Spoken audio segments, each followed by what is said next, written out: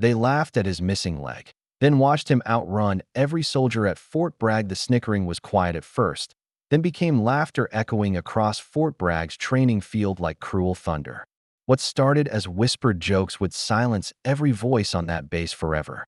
Staff Sergeant David Rodriguez adjusted his prosthetic leg and laced his running shoes, ignoring mockery from new recruits 50 meters away. The carbon fiber blade gleamed in morning sun, a reminder of the IED that changed everything in Afghanistan. "Check out the gimp trying to keep up," sneered Private Morrison, cocky and combat naive. "Bet he can't finish a lap without falling." His buddies laughed, phones recording what they assumed would be social media entertainment. Private Chin wrinkled her nose. "Why is he even here? Shouldn't disabled guys get desk jobs?" David heard every word. He'd grown accustomed to stares, assumptions, conversations dying when he entered rooms. But fire burned in his dark eyes, something these kids couldn't understand. The morning PT was brutal, 2-mile run through unforgiving terrain. Recruits clustered together, planning to lap the crippled guy for their videos. "This'll be hilarious," Morrison whispered to his camera. "Watch the one-legged dude try to soldier." David took position at the starting line, his prosthetic locked with mechanical precision. Around him, 200 young soldiers stretched, their complete limbs testament to what he'd lost. That's when Colonel Patricia Hayes stepped onto the field. The decorated officer had commanded 3 deployments and earned more commendations than most soldiers see lifetime. She scanned the formation with experienced eyes. Her gaze found David, and something shifted. "Attention," she barked. 200 backs snapped straight.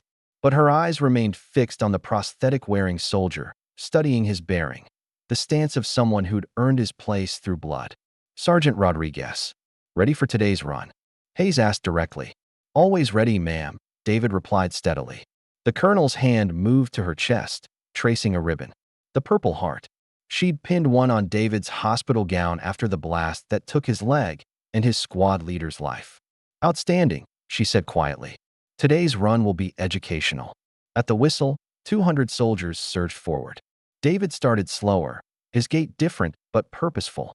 Recruits immediately pulled ahead, filming their easy victory. Morrison shouted back, "Try to keep up, peg leg." But something was happening. David's prosthetic wasn't hindering. It was engineered for this. Each step became fluid, powerful.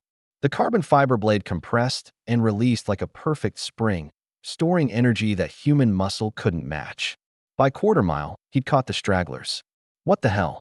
Chin gasped as their mockery target began passing soldiers with smooth, relentless strides. At half mile, David was mid-pack. His breathing remained controlled while others labored. The prosthetic never tired, never cramped, never faltered. Laughter died as he passed Morrison, already struggling with his show-off pace.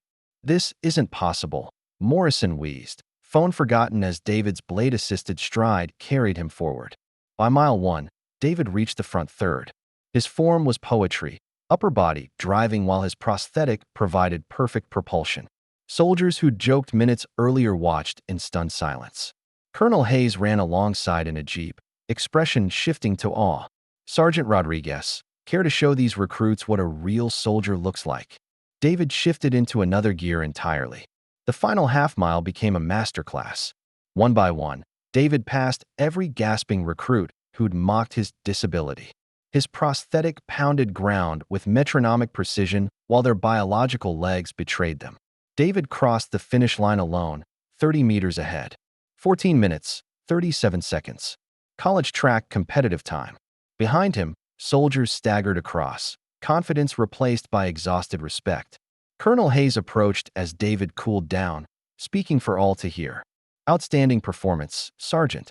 That's why you're training our Paralympic team for the Warrior Games."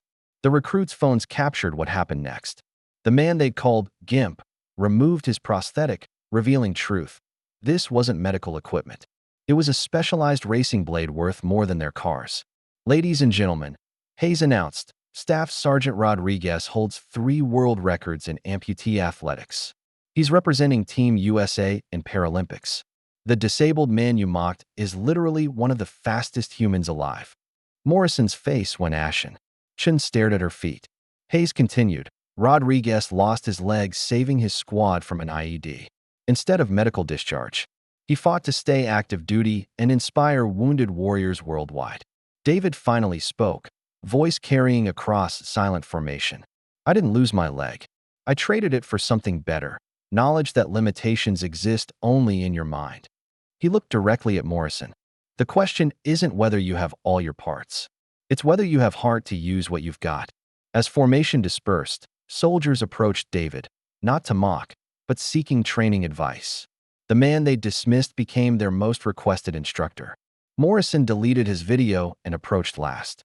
"Sergeant, I'm sorry. Could you teach me to run like that?" David smiled genuinely. First lesson: never assume what someone can't do based on what you see. Real strength is invisible until tested. Remember, David, next time you see someone facing challenges you don't understand. Heroes don't always look like expectations. Sometimes the strongest people turn setbacks into powerful advantages. Share this with someone who needs to remember every limitation is opportunity, and human spirit knows no boundaries when fueled by determination. You never know when the person you're underestimating is about to show you what impossible really means.